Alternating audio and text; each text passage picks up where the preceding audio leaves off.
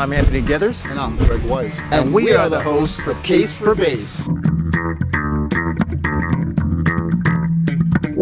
Hey guys, this is Adam Bronner from Up in Mary's Room, Trenzer and Sticky, and you are listening and watching CASE-4-BASS. Just keep grooving, keep on playing.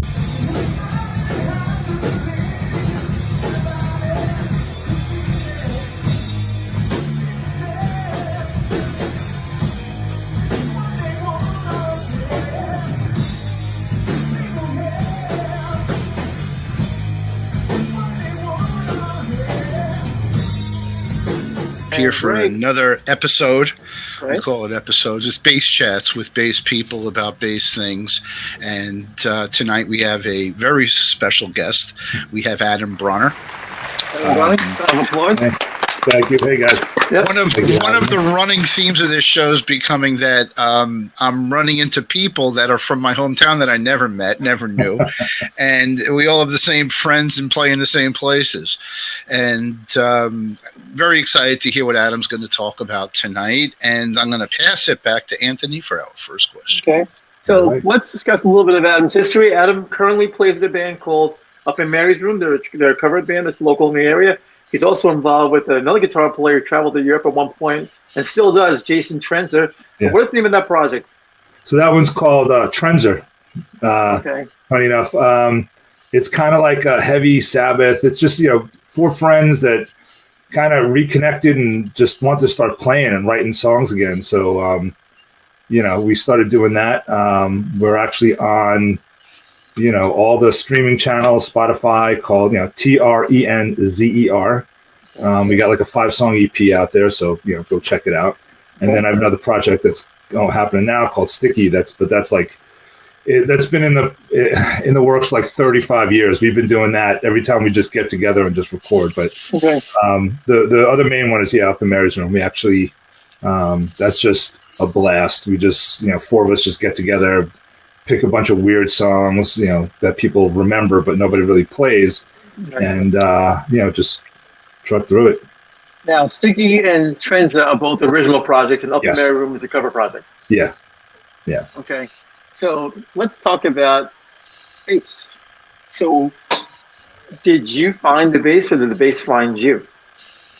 We kind of ran into each other.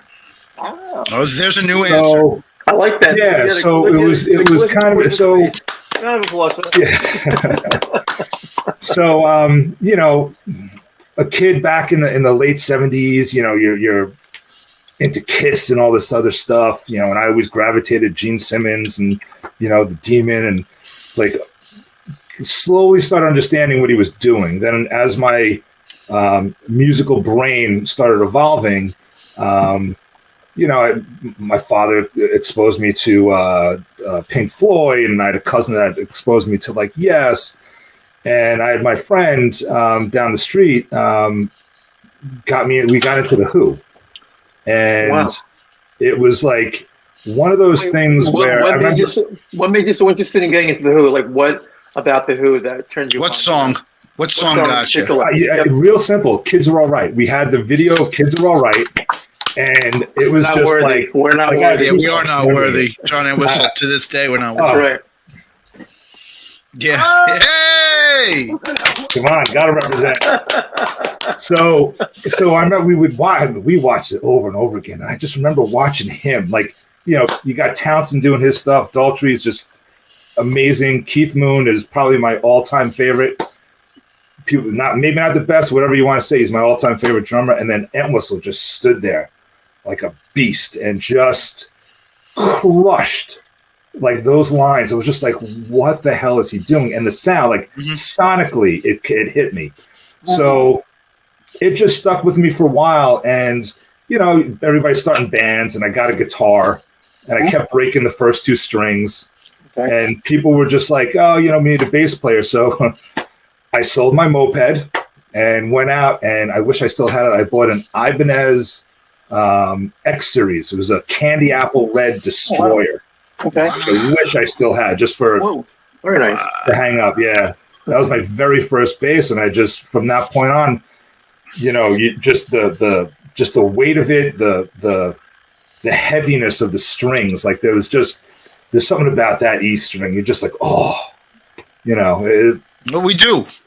Yeah, exactly. We do. Yeah. No, we definitely do. No question about it. Yeah, it was that. You're preaching to like-minded bass players here, so. Yes. It was just all of a sudden, it just like as soon as I remember going to Sam Ash and in New York City and with my friend Brian Berkowitz and Dave Drescher, and we went in there and I'm looking at this, looking at that. I picked up like a BC Rich Warlock and one of those, from the 80s. First of all, those things weighed like 500 pounds back then. Yeah, like, there's and they were ridiculously priced. So I was like, oh, this one looks cool. That whistle played you like have to, when you buy the BC Rich, you have to get a year package for a chiropractor, a local chiropractor I know, right? in the area. They give you a credit. Yeah. Hey, listen, you ever play a PVT 3000? I did once. Yeah. So it's the PV bass. It's made out of rock, I think. It's the heaviest bass I've ever played in my life. Well, but yeah, so I saw the Ibanez. It was shaped like Entwistle's Explorer, the Alembic. And I remember looking at Alembics going, yeah, I have a paper route. It'll take me about 50 years to be able to afford one of those things. Exactly. But and that was it. Just from that point on, just started playing it and just noodling around. Took a couple of lessons here and there just to get the basics of it, and just most by ear. So what were your influences when you, besides John Entwistle? Well, I'm sorry, Greg and I must do. We're not worthy. John Entwistle. We're not worthy. We are not we're worthy. not worthy. Yes. Son of a blood, John Entwistle, and you're wearing the shirt as well. Yeah, that's a double. What other bass players in that era might have influenced your playing in yourself today? So my holy trinity is John Entwistle, Billy Sheehan, and Steve Harris. Wait, stop.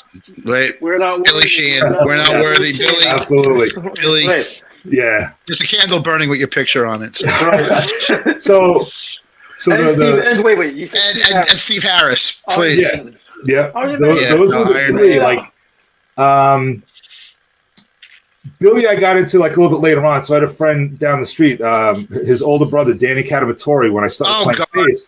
Danny Catamatore. You know Danny? Are you kidding? That was not personally, but when I was in high school, he was the guy. I mean, dude, he had a guitar. It was like music notes flew out of it, and it was like unicorns and rainbows, and it was like, oh my god! If you're ever going to sound like, if you're ever going to grow into somebody and sound like anybody, he was one of the most influential, players around, and he had a really good band back then. Nice. All right, so as you were saying, go ahead. Yeah, no. So, we would listen to The Who and listen to this, and I started playing bass, and he he's that stoic older brother, like too cool for whatever, and like I'm sitting there with his brother Pete, and he comes walking out and hands me a cassette. He goes, "Listen to this," and just walked away. He goes, just so you know, there's no overdubs. And I was like, okay. And it was the first Talus album. Yes. And I had that one speaker boombox that I would say, put it in. I'm like, oh my God, what the hell is this? Wow. And so that's what got me. And the Maiden thing was just an entire Maiden. When you're young kid in junior high and high school, and you listen to heavy music, it was Steve Harris, that gallop, just his tone. And the crazy part was, it probably wasn't until 20 years later when reading the magazines, and when they had Bass Player magazine, to find out he used flat wounds. Yep. It's like, son of a bitch, I've been trying to get that sound when I was a kid forever. Those flats. You would think that from hearing, especially with metal, because you want that, you want those tones. Yeah. The fact that it would never cross your mind to think that he was using flat wounds. No. You would think strictly a round one guy, especially since he's a P-bass dude. Yeah. He's been P-bass dude for years. You would hear his earlier stuff and instantly assume, he's definitely a round one guy. You would think that from hearing, especially with metal, because you want that, you want those tones. Yeah. The fact that it would never cross your mind to think that he was using flat wounds. No. You would think strictly a round one guy, especially since he's a P-bass dude. Yeah. He's been P-bass dude for years. You would hear his earlier stuff and instantly assume, he's definitely a round one guy. Totally not. Yeah, like it was, his stuff was some of the earliest difficult lines that I learned. Like probably when the first one was either Running Free or Killers. Just remember, like in the do, I was just like, "Ooh, I can do this." It's so cool. The end whistle and Billy stuff, it was more, I never tried to really learn what Note for note. Yeah, I just Felt the vibe. I would pick. I would pick. I'd watch a video. I'd be like, okay, this is how he taps. He does this. I don't tap anywhere near the way he does. Like he has this whole thing with his fingers. And, yeah, no, he's an exceptional dude. Yeah, like his grooves are great. His tone. So it's mostly it sounds like I don't unless I have to learn the stuff for the cover band. I don't really go out and like learn songs. Like I never really did. I was never like a cover band guy. Okay. But it was just like I'd listen to "Won't Get Fooled Again." He's got that one. I was like, "Ooh, that's kind of cool. Let me learn that little lick." And I would just learn licks here and there from some of the stuff. So, but the main stuff, I would learn the actual songs because that was it was fun. I was able to do it. You're playing along and you're learning a lot more than you're actually absorbing because down the road all these other things click in when you least expect it. Yeah. Oh, definitely. It's like this weird muscle memory when you kind of have a spot where you just want to throw the lick in and you do it, and then it's probably something that you learned years ago that you've modified, and it just flows. It's all like this weird recall. Well, you learn about yourself. You learn about where your hand speed is. You learn about where your fret positions are becoming. You learn about what's comfortable, and then you hear other people do things, and then you start adjusting. Yeah, and even talking to other bass players or like hanging out and just be like, "Whoa, how'd you do that? What was sharing the information between how did you? What's your technique in doing that?" Sometimes you just talk shop kind of thing. Yes. Like I'd say 90% fingers, but once in a while that pick just sounds so nice. Like I'm not one of those, you can't use a pick with a bass. I mean, Squire used one, and Whistle used one half the time. Steve Swallow uses a pick. It's just like, come on. I think a lot of it comes down to come on. Yeah, it's all about the sound. Is the way I look at it. Sound. I think a lot of it comes down. There's certain techniques that require a pick if you want, especially if you're looking for a crunchier sound. I think the pick, in my opinion, it has a place. Like I used to be like, you can never use it. You can never do both. And I remember one day at an open mic night, someone asked me to play "Message in a Bottle," so of course I grabbed the pick. Yeah, that mute. Just feel bam, bam, bam, bam, bam, bam, bam, bam. Well, even like Pink Floyd. Pink Floyd isn't finger plucking. No. Pink Floyd uses a pick, and I'm not going to disparage Roger Waters, but the rumor is David Gilmour cut all the parts. Yeah. So right, and so I mean, at the end of the day, he's using a pick to get what a lot of producers wanted was a consistent tone, because better than anybody that when you're hand plucking, the inconsistencies go right out. Consistencies go right out the window. That's right. Yeah, they definitely can. I mean, playing, I guess, for as long as like we've all had, is probably a little more consistent than like a inner, but yeah, it's and technology's changed. Yeah, technology's changed a lot. Compressors are our friends. Mm-hmm. That's true. And limiters. Yeah. Okay, speaking of compressors, let's go into. You have a lot of cool things in your background that we saw there. We discussed let's talk about. It's time to pull something out. All right. I see the heads. Let's see. Let's go from 3 to 1. Your third favorite, your second favorite, your first favorite. Oh wow! Come on, you got to pick one. You have to choose between your children. Okay. Wait. I'll go. Tell us third the stories favorite, behind each one. Third favorite. I'll go with this. Okay.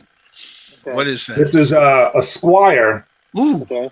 That a friend of mine had. So when I started jam with Dave, like I went over to his house and there was this P bass sitting in the corner. I was like, I'll buy that off you. He's like, it's not mine. It's another friend of ours, Dave. So I call him up. I'm like, how much do you want for it? I'm like, how much do you want for it? He goes, what are you talking about? I'm like, you left a bass at Dave's. It's been sitting there. He's like, he's like, just take it. I was like, really? Really? He's like, yeah. I'm like, okay. You need more friends. We need more friends like that. I know, right? Like Dave. It's weird. Like, I mean, I swapped out. I put a black pick guard. This is my first time using a ramp. I just wanted to see, just because I also like to, I like to play kind of close down here and the P bass. But it's the Billy Sheehan DiMarzio's. It's hard to say. Ooh. Ooh. We're yeah. gonna credit Billy Sheehan on it. Under here, there's a Goto. Did you put them in bridge. yourself? Yeah. No, because I He gives a whole tutorial on it. I know, but Okay. I screw up on the soldering, so I have somebody do it for me. That's okay. So this one, I'd say this is the backup, or And well, what for a strings? while it was my main, but this one always comes with me to the gigs. As What strings are on What do that? you have for strings for that? Rotor Sounds, man. Actually, no, these. That's a Billy. That's another Billy reference. Yeah, no, this one actually has, the Marcus Miller's strings. I forgot what they're called. Ooh. And the and you added the, because I'm not sure if they come with it. You had the bridge cover on there. Yeah, there's a hip shot and a bridge cover. All I right. changed the bridge too. I put a little bit more of a high mass bridge on it and just put. What do that you on. drop to? You drop to a D? Yeah. Okay. Yeah, and then I'd say We ask all the questions, Adam. what? We ask all the questions. That's cool. My second is a Kingston Air, one of the original Kingston Airs. So there's no preamp in it. It's all passive. All I did was just change this out, and of course, got to throw on the hip shot. You got hip shots on everything? Yeah, pretty much. If I can, I'll put them on there. Okay. We like it. You never know. You know what I mean? Like it's That's certainly the truth. Yeah. So this one was fun. This one, like, I used this for a long time. Is that active? No, it's all passive. Wow.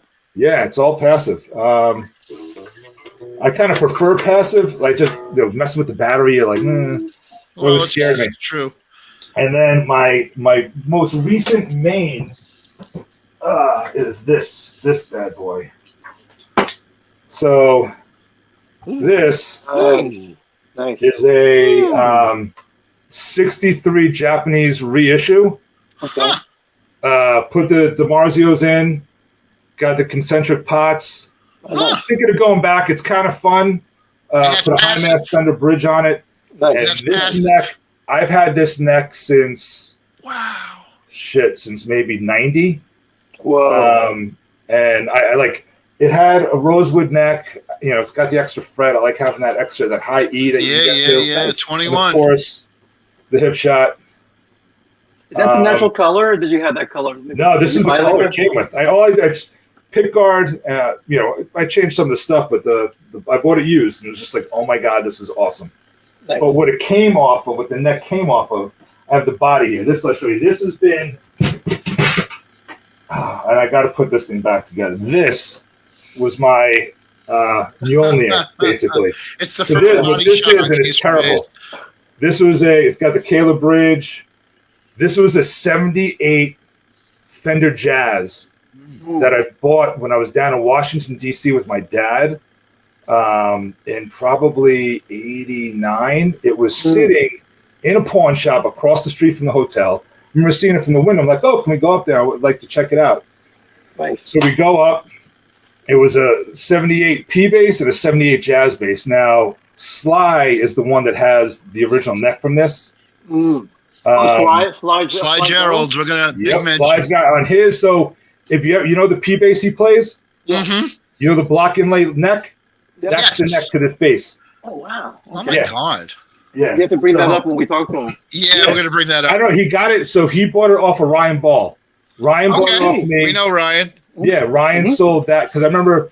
I was like, "Hey Ryan, you still have that neck?" He's like, "No, dude." He's like, "That's the neck Sly's been playing for years." Yeah, I sold it to him. I was like, he was working it out. Was he working at Alto at the time?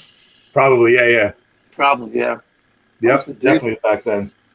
But so I remember seeing that up there. I was between the two, and the Ibanez had one pickup, and I was like, "Oh, let me get one of these double pickup things." I didn't know what the hell. What's the one in the back of your wall? You have. Yeah, I know. Right, so we're gonna break the rules here.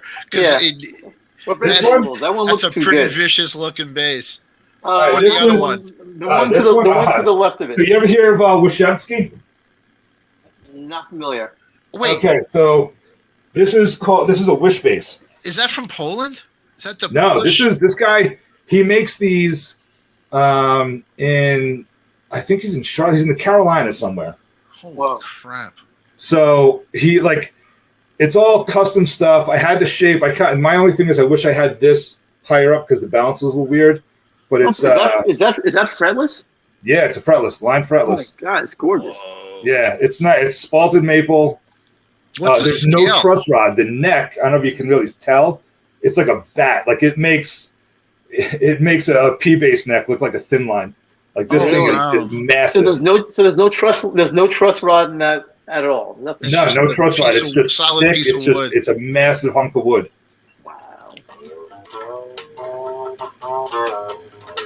Nice. Oh, lots of wah on this one, and they come with Ken Armstrong pickup, all passive, just wired straight into the volume knob. Okay. That's it.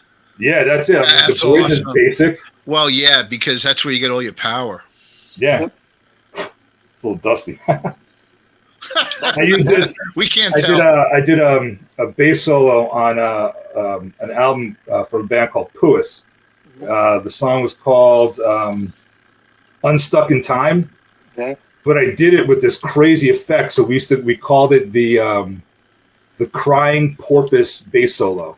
Because it's like it just sounds so weird. It's perfect. It was fun. Instead of the crying whale, it was a Okay, now since you're there, what the one right next to it? the one now you got to pull the other one out. Now you pull the other one down. Yep. This is the first 5 bass. We're breaking all the rules. We're breaking all the rules tonight. Oh, I got more. So this got more. This is an that's ESP. cool. This is an ESP Mark IV. I did all the little doodling. Yeah, we love on it. ESP. Nice. Yeah, this thing. I love ESP. You know the Nothing old says school metal. 80s headstock. Nothing says metal like ESP. No, not at all. You know, it's fun. It's you know, basically it's like humbucker. These are like double humbuckers. Each one of these has got, you know. That's very 80s. So it's and the drawing. So you did all the artwork on that? That's all you? Yeah. I sat there and noodled around it. My older daughter's like, Dad, I want that bass. Like, all right, you can have this one. But that's cool. The last one I'll show you is my most recent. So this I had to get. I saw it on Reverb, and it's the Dean John Entwistle tribute. Oh my wow. God! Wait, show the body again. There we go. Nice. Oh, look at that! Like an alembic. Yeah, it's basically like this. Boundy and whoa! Look at that! Look at that. Yeah. This is the one I use mostly for Trenzer. It's got really heavy. We tuned down a half step. Okay. And, the low strings down to D flat. Nice. So I just put heavier strings on. It's hard to play. It's harder to play when you string it up in regular tuning. Sure. But after you get off it, you just all of a sudden you get on a regular bass like, ooh, yeah, this is great. Now, when you say harder to play, are you saying that based on the fact that if you tune it up a little higher, the tension is tighter? Yeah. Therefore, Well, yeah, you got to do that. I mean, you're going to have it's set up for lower. And it's got a hip shot on it, so. No, this is the only one that doesn't have a hip shot. Uh-oh. I called it out. Yeah. So for the most part, most of your basses have the hip shot, except for that one. Yeah, my main ones do. My main ones pretty much do. Well, the thing about a hip shot is it's when you don't have it on a bass that you know you want it. Yeah. Okay. It's a pain in the ass. I know that doesn't make sense. I'm lefty. I talk in reverse. Now, is it one of the things that you decided that you wanted when you said, all right, did you say that to yourself? Like, I'm going to have a hip shot in every bass? Or was it one of those things where you just kind of indirectly or subconsciously said, I like this bass and it has a hip shot, therefore I'll buy it? Well, no, I would put them on. So I'd buy them. They'd be regular. But you're looking for that lower tone, and on the bass you don't have it. You go, I wish I had it. Yeah. So like I got it. I thought it was kind of cool. And like I understood. Like at the time getting it, I was understanding why it's used. What you can do with it. So I put it on. I'm like, oh, so wait a minute. Instead of I can hit it down and make D even lower, and it'll sound even heavier doing this. Wow. Yes, So then all of a sudden I was just kind of like, all right, let me start putting these on a couple of different basses. And Nice. As far as amplification, So let's talk about not what you. Let's start from when you first started to where you are today. So All right, what's the first so part that you were really turned on to? well, the first amp I ever had was a PV TNT 130. All right. That was the first one I ever had, and that thing was a workhorse.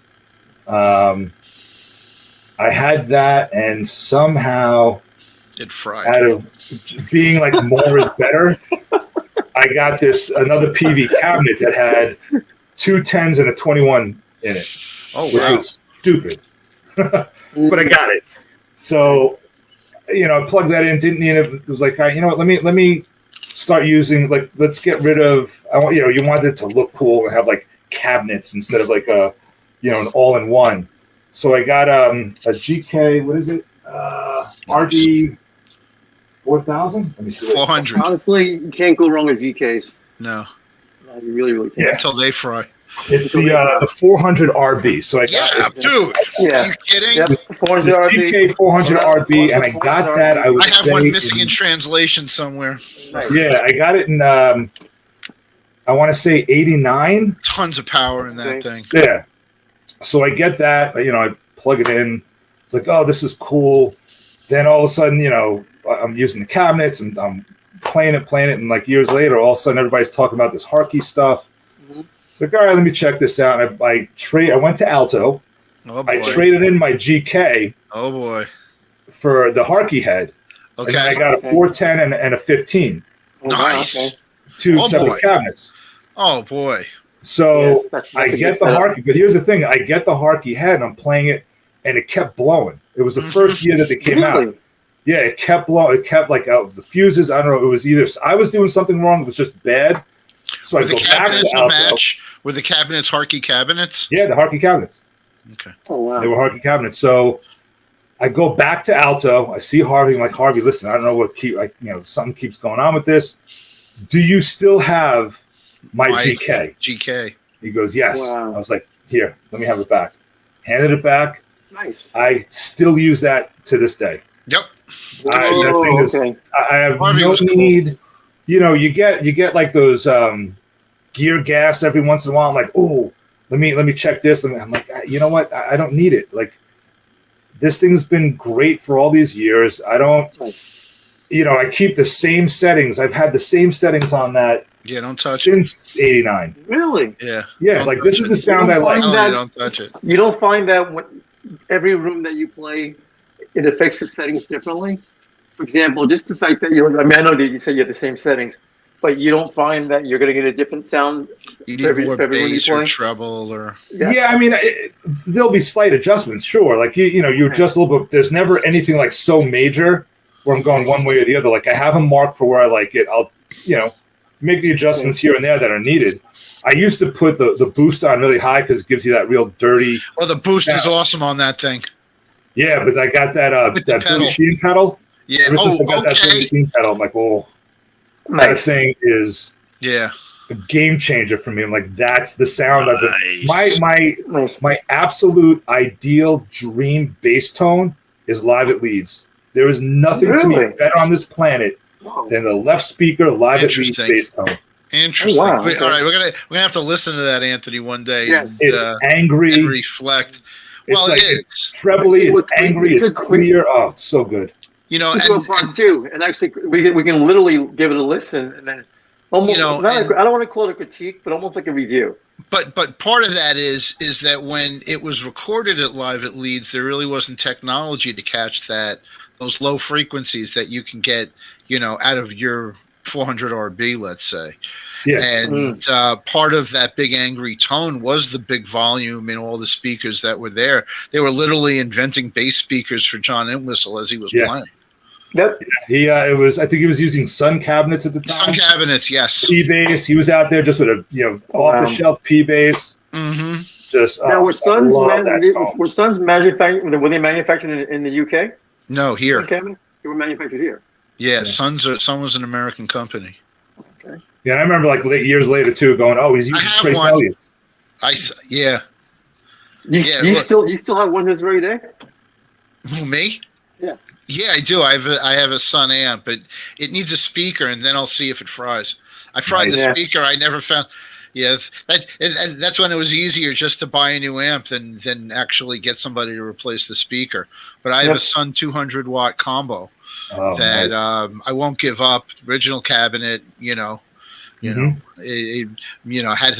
to move once or twice, but my gear was coming with me regardless. And, I got it. I just got to find a 15 for it, and let's see if that works. But that usually, those resources end up into some other piece of gear. So True. Let me ask you this, Adam. What do you think of today's technology as far as plugins go and all that other digital crap? I mean, I mostly use like GarageBand. I think it's I like, if I'm going to go record, I'll go to John Corsiaris and be like, hey, could we do whatever? But if I'm home and I'm just going to record something like an idea, it gives me what I need. I don't go nuts. It's, I like the fact it's way better than like the old school 4-tracks, Sure, of course. Yeah. So you can, you have a little bit, enough stuff to play with. I can plug my pedal board into the iRig. Okay. So it's just, for direct, I think it sounds fine for my needs. It's fine. Let's talk about when you record in the studio. Like, what's your process? What are you looking for to look? We're gonna take it from two angles, because you're obviously doing the cover band stuff, and then you're doing the original stuff with Sticky and Trenza. So when you're in the studio and you're recording, what are you looking for as far as your bass tone goes, and how does it apply to the songs that are being recorded? It's like I said before. I always say I want it to sound like Live at Leeds. Okay. Nobody can ever do it. I mean, it gets close. I just like a little bit of an angry tone.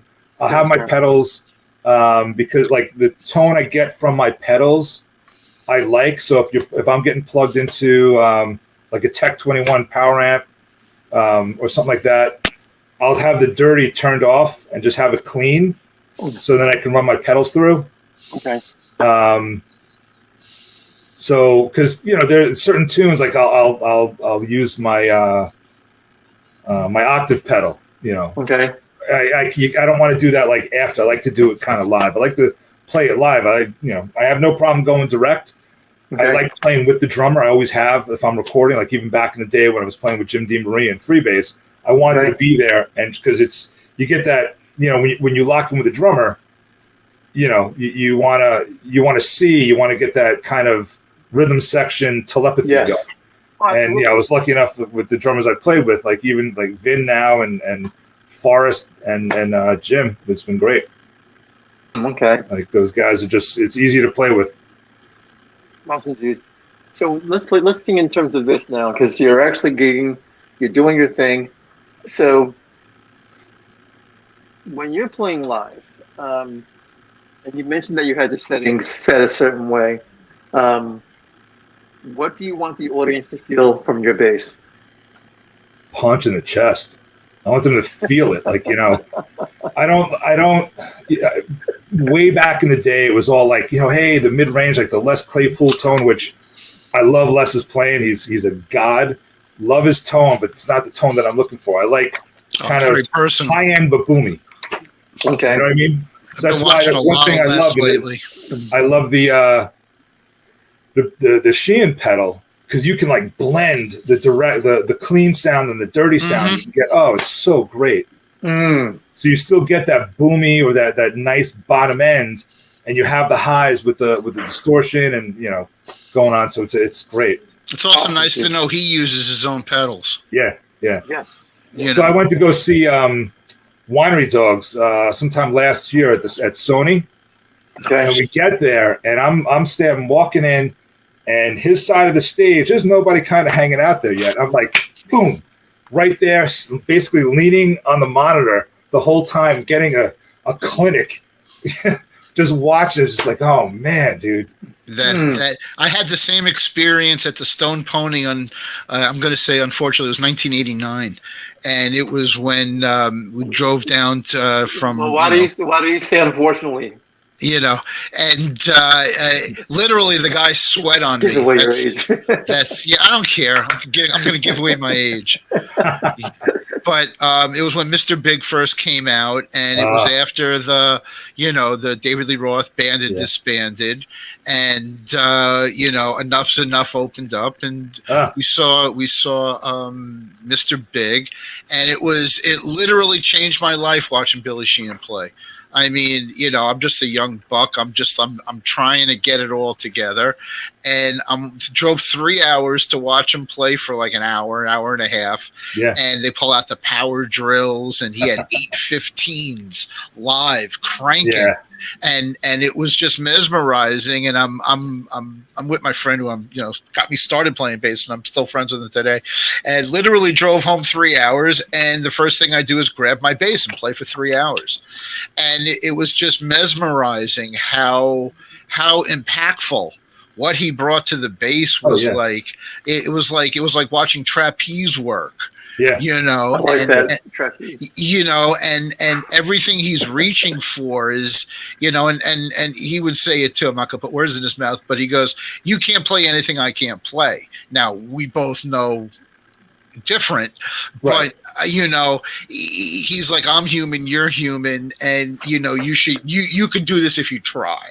Well, I try, Yeah, exactly. I think we all try. Like the one thing we all try. I agree. Yeah, one of the best, or one of my takeaways from his thing is the strap position.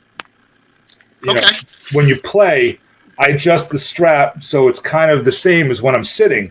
I got you. Up, it's in the same spot. I got you. That's high. So I like over time, like I would mess with it because look, I'm not gonna lie, it looks a lot cooler when it's lower. We agree. But can I tell you something? That's the only reason why I play it lower, because it looks cool. Yeah. But like it changes cool. Like my hand, the angle, the wrist, like it just changes kind of. But we're all going to agree that ball scratching low is a little too low. Yeah. It's a little too low. I've seen that before. Yeah, that's like Sid Vicious hardcore. He wasn't even plugged in, so honestly, I don't consider Sid Vicious a bass player. Yeah. Yeah, he's one of those guys. People are like, oh, I was inspired by Sid Vicious. Why, you do heroin? I mean, that's the only thing that'll inspire somebody to do. No. It's like, come on. The only thing you'll learn from the Sid Vicious bass playing is gong, gong, gong, gong, gong, gong, gong, gong, gong. Well, and he's another guy. The guitar player cut all the tracks. Yeah. So, although he doesn't get enough credit for covering everything without a bass player. Yeah. No.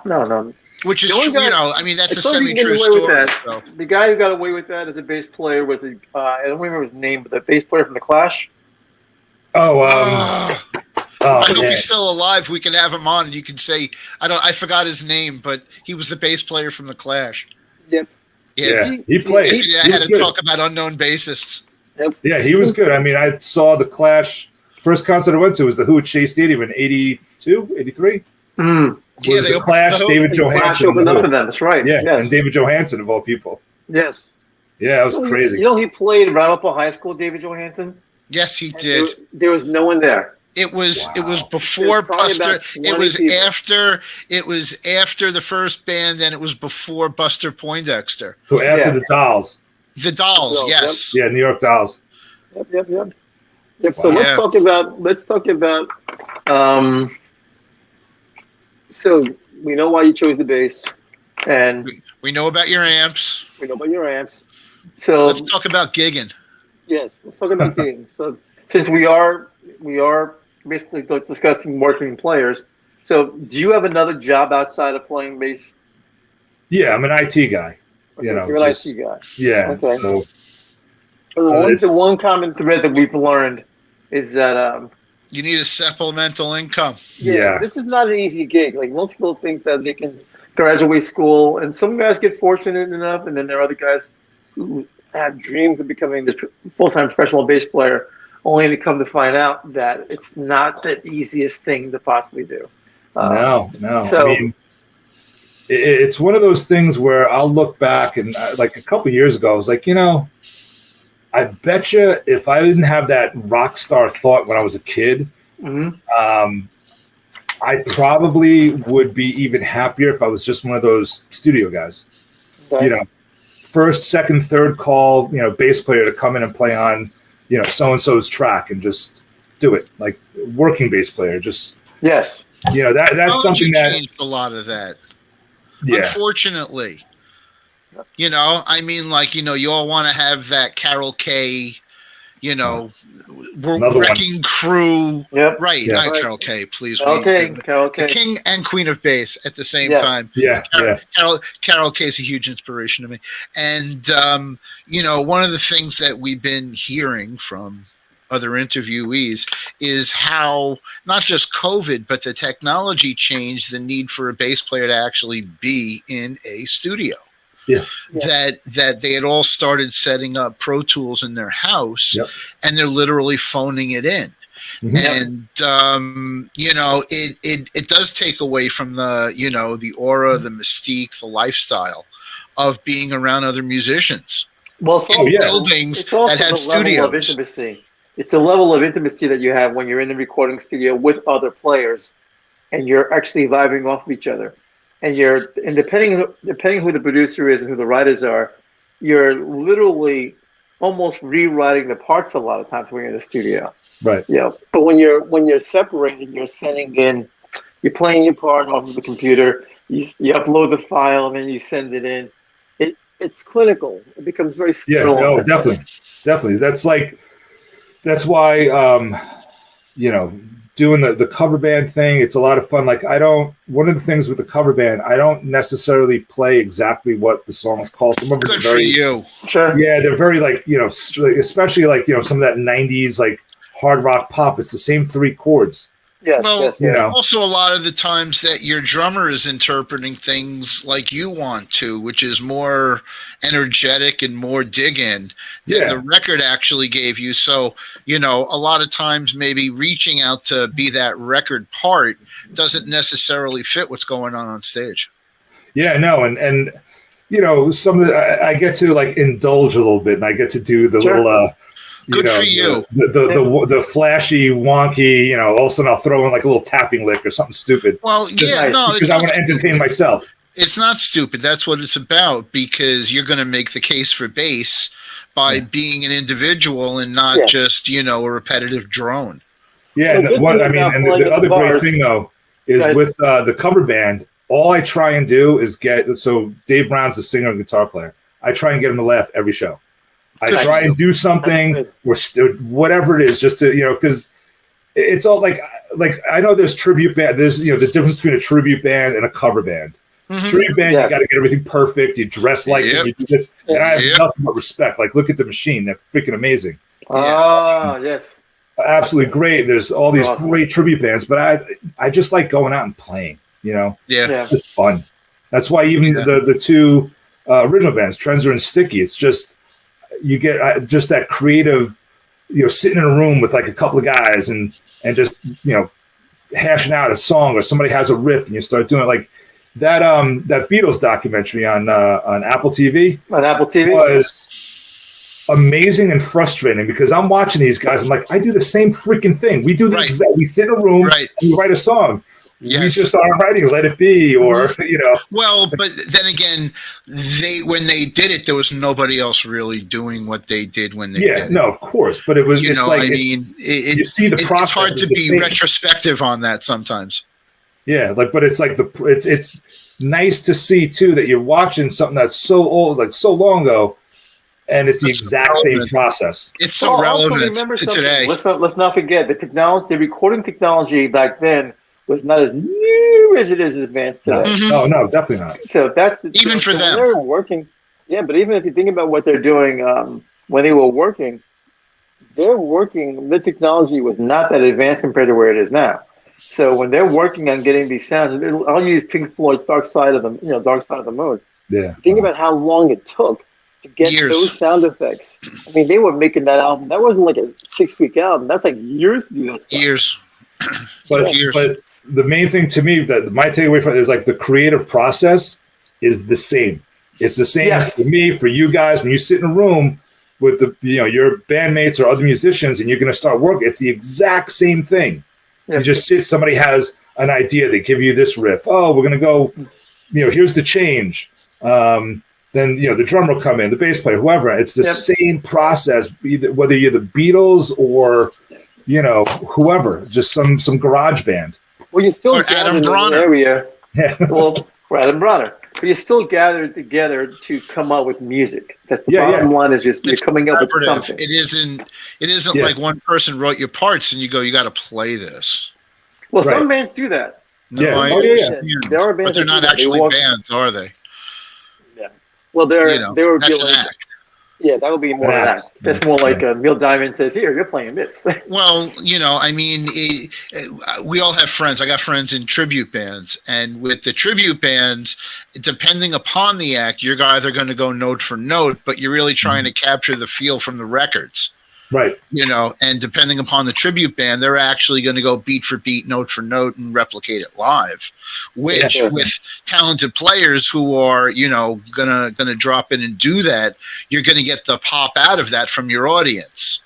Yes, but you're also dealing with an audience that wants to hear everything note for note when you're playing the tribute. That's true.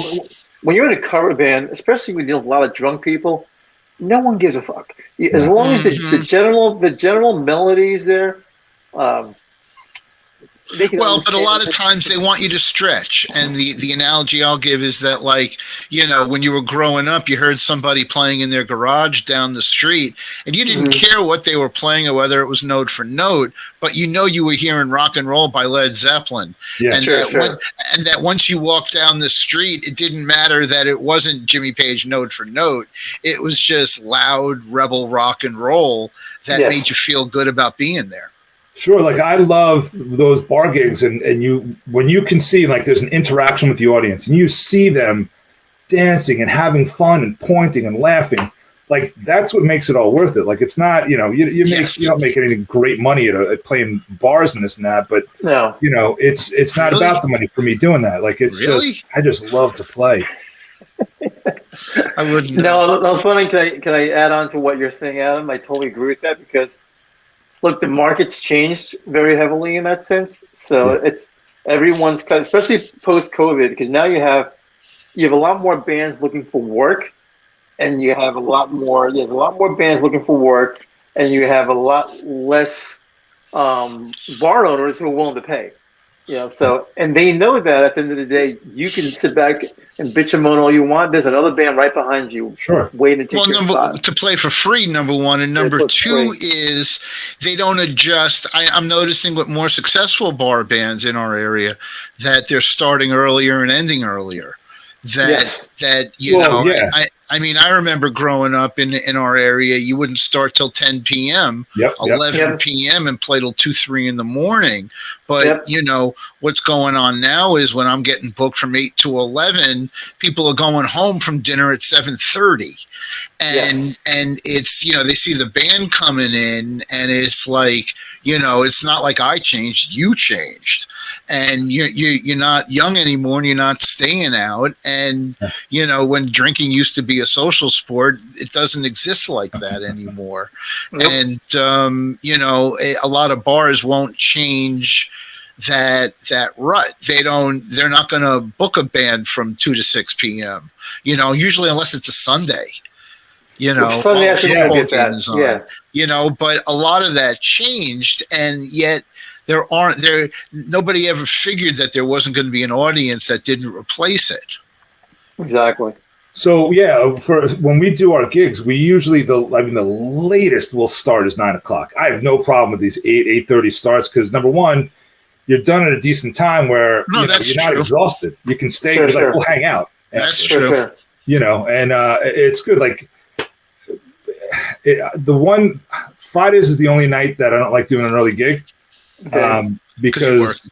Yeah, work, but so does everybody else. And if you're going on at like 8 o'clock, a lot of times, some people are just from the commute, they're not getting home till 7 o'clock. Yeah, you're right.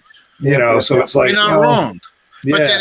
But then again, they're not going to get back in their car, drive an hour to a bar for an 11 o'clock start because the whole lifestyle's changed. Oh yeah, big time. Everybody's got older, more responsibilities with certain things. Some kids that they need to tend to kind of thing. Like I'm lucky. My daughters are old enough where if I have a gig and they're like with me that weekend, they're out anyway. They're not hanging out with Dad. So, they're doing their thing. I go. Sometimes they'll come by if it's not like a 21 and over place. They'll come by and hang out. Like we played this one place in Ramsey, and my younger daughter like sat like right there. So, because I'm a dad, I walked over, just sat next to her and played. Yeah. Drive her nuts, and she's like, "Stop it! Yeah, don't embarrass it's fun. me. But I don't mind the early like. And the other thing too that I've noticed is back in like the late 80s, early 90s, the scene was all the original bands playing all over the place. Yes. It was. Now it's all cover bands. Worse, it's tribute bands. Well, but it's a mixture of both. There's like a ton. Like a bunch of friends that are in like this cover band or that cover band, and it's almost the same kind of competition. It's funny. You have. Yeah, that's what it becomes. Like, oh, who can draw? Who's playing these songs? Who's playing that songs? We have our core fans. We do okay. We our fans enjoy it. We have fun. So when we play those places, like they know what to expect. Like, our crowd likes to drink, so the bar's going to do well. Nice. And that's it. Yeah. Well, a lot of what changed is bars used to have their own crowds, but now they depend on the band. No, they depend on the band. They depend on the band when they used to literally have their own crowds. Yeah. And when you're approaching some of these places, it's like, are you going to bring people?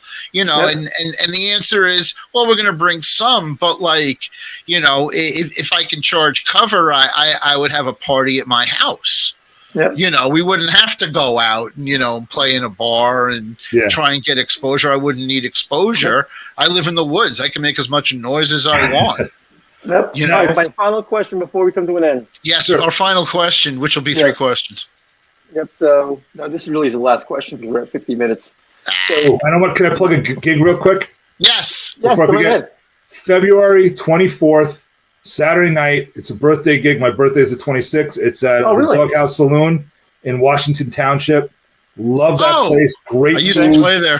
Yeah, it's awesome. If you have a flyer, if you have a flyer, if you have a flyer, we'll put it up. We'll plug it in the trailer. Yeah, I'll send it to you. I have the link our page up in Mary's Room on Facebook and Trends on it as well. My original band was out of Washington Township back in the early 90s. Yeah, man, heavy metal, bro.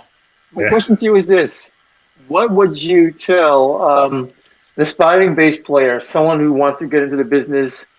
What are the do's and don'ts, the things that you might want to say to him? Or her. Learn to adapt. Okay. Learn to adapt, because a lot of people go in and they want, like, I'm this amazing thing and I can do this. Like, learn as much as you can. Just adapt. You might go into a session where they don't need slap bass, they don't need tapping, they just need you to come up with like a nice groove with a pick, maybe. Don't wall yourself up to different styles or sounds or techniques. Just stay open-minded and just keep plugging away. Like, if that's what you really want to do, then just do it. Awesome. Adam Bronner in the house, everybody.